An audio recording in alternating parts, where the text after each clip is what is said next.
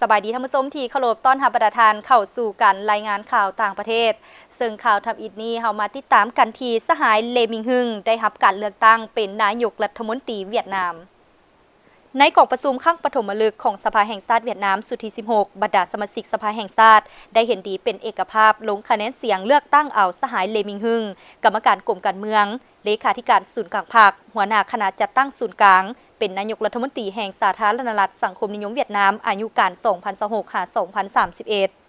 มติว่าด้วยเลือกตั้งเอาสหายเลมิงฮึงเป็นนายกรัฐมนตรีโดยสภาแห่งชาติรับพ้องเอาด้วยสมาชิกสภาแห่งชาติ495ส่วน495ท่านเข้าร่วมได้ลงคะแนนเสียงเห็นดีเท่ากับห้อยส่วนห้อยจำนวนสมาชิกสภาแห่งชาติเข้าร่วมกันลงคะแนนเสียงเห็นดีและเท่ากับ99ส่วนห้อยจำนวนสมาชิกสภาแห่งชาติทั้งหมดสหายเลมิงฮึงเกิดวันที่11ธันวาคม1970บ้านอยู่ตาแสงตื้อมี่แขวงหาติงสหายเลมิงฮึงเป็นกรรมการกรมการเมืองสมัยที่13แต่เดือนพฤษภาคม2024สมัย14เลขาธิการศูนย์กลางพรรคสมัยที่13 14กรรมการศูนย์กลางพรรคสมัยที่12 13 14หัวหน้าคณะจัดตั้งศูนย์กลางแต่เดือนพฤษภาคม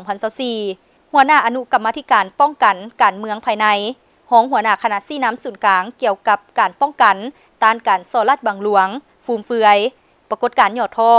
ประธานกลุ่มสมาชิกรัฐสภามิตรภาพเวียดนามญี่ปุ่นสมาชิกสภาแห่งชาติสมัยที่15-16นายกรัฐมนตรีแห่งสาธารณรัฐสังคมนิยมเวียดนามอายุการ 2026-2031 เศรษฐกิจในอาเซียนจีนญี่ปุ่นสาธารณรัฐเกาหลีปี2026จะเติบโต4ส่วนห้อยห้องการค้นคว้าเศรษฐกิจมหาภาคของอาเซียนและจีนญี่ปุ่นสาธารณรัฐเกาหลีได้เปิดเผยบทรายงานเกี่ยวกับการคาดคะเนเศรษฐกิจของภาคพื้นนี้โดยคาดว่าจังหวะการเติบโตของเศรษฐกิจในปี2026และ2027กว่าเอา4ส่วนห้อยย้อนว่าการปะทะกันอยู่เขตตะวันออกกลางได้หุนแฮงขึ้นอย่างต่อเนื่องและการสนองด้านพลังงานทั่วโลกถูกผลกระทบจะเฮ็ดให้จังหวะการเติบโตของเศรษฐกิจในภาคพื้นมีความเสี่ยงหลุดลงเรื่อยๆบทรายงานระบุตื่มว่าโครงสร้างเศรษฐกิจในภาคพื้นอาเซียนและจีนญี่ปุ่นสาธารณรัฐเกาหลีพวมมีการเปลี่ยนแปลงอันลึกซึ้งปัจจุบันภาคพื้นดังกล่าวได้กลายเป็นหนึ่งในตลาดขนาดใหญ่ที่สุดในโลกกว่าเอา28ส่วนห้อยของความต้องการสุดท้ายในทั่วโลกพร้อมเดียวกันนั้นระดับการพึ่งพาอาศัยตลาดสหรัฐอเมริกาได้ลดลงอย่างชัดเจนรูปแบบการพัฒนาเศรษฐกิจในภาคพื้นได้เปลี่ยนจากแหล่งการผลิตที่สุ่มใส่ตลาดภายนอกมาเป็นตลาดภาคพื้นที่กระตุกสุกอยู่ด้วยความต้องการภายใน